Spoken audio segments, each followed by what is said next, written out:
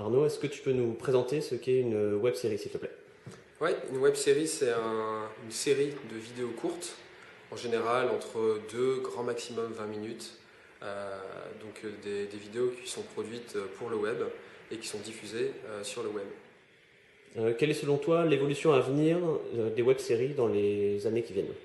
Alors ce qu'on voit vraiment en ce moment, c'est plusieurs choses. D'abord une montée en gamme de la qualité.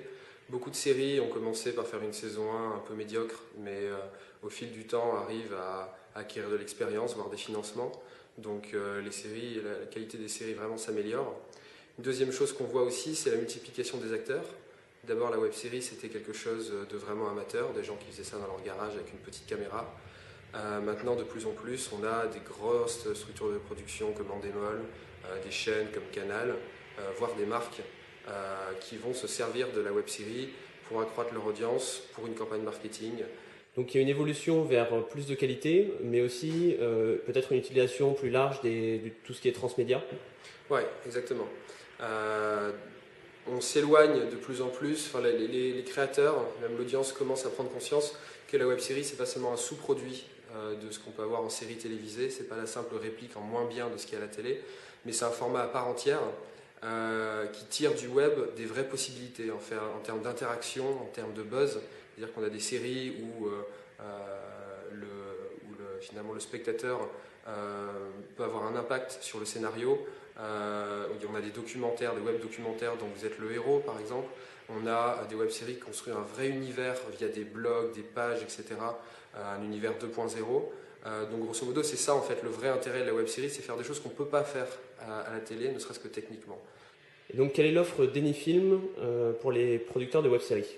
Alors nous, chez Anyfilm, notre leitmotiv c'est qu'il faut dépasser la simple diffusion. La simple diffusion, on l'a chez Daily, on l'a chez YouTube. Nous ce qu'on fait, c'est une première chose, c'est la mise en valeur des contenus. C'est-à-dire qu'on design vraiment un bel espace aux couleurs de la web série. On rajoute tous les contenus qui peuvent se rapporter à la web série, qu'ils soient vidéo, graphiques, écrits, en termes de buzz, de communauté, etc. Puisque Anyfilm c'est aussi un réseau social. Une deuxième chose qu'on fait, c'est qu'on met en avant.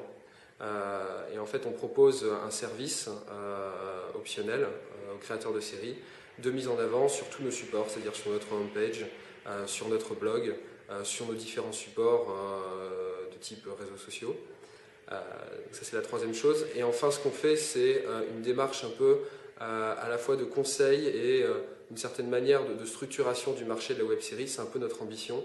Pour le moment, le marché de la web série est très à la fois immature et éclaté. Nous, ce qu'on essaie de faire en organisant des événements, notamment les Creators Meetup d'Anyfilm, c'est de réunir tous les acteurs concernés, donc à la fois les producteurs, les créateurs, les journalistes, les marques, les startups, autour d'une même passion, la web série, pour arriver à structurer ce marché, à faire vivre la web série, à la faire connaître. Quel sera l'impact selon toi de la sélection aux Streaming Awards de deux séries que vous diffusez qui sont The Coat et Noob? Alors moi je vois deux impacts. Le premier impact c'est que c'est un très bon message qui va encourager les créateurs de séries en se disant bah voilà c'est une manière, c'est une reconnaissance du genre. Je pense que le marché de la web série et les créateurs ils manquent d'une chose en ce moment, c'est de reconnaissance. Quand on passe énormément de temps à faire une série et qu'on se retrouve sur un tout petit espace sur Daily ou sur YouTube que peu de gens visitent et qu'on est traité comme finalement n'importe quel film amateur d'un chat qui fait du skateboard, on manque de reconnaissance. Là, c'est un mécanisme qui est fait pour dire, bah, regardez, il y a la qualité dans les web-séries. Et c'est bien de récompenser les meilleures web-séries. La deuxième chose, c'est que c'est pour moi une étape supplémentaire dans finalement l'effritement des frontières du marché de la web-série. Au début, c'était quelque chose de très cloisonné, local, voire national. Petit à petit, on a commencé à entendre parler des séries américaines, on a commencé à regarder des séries québécoises.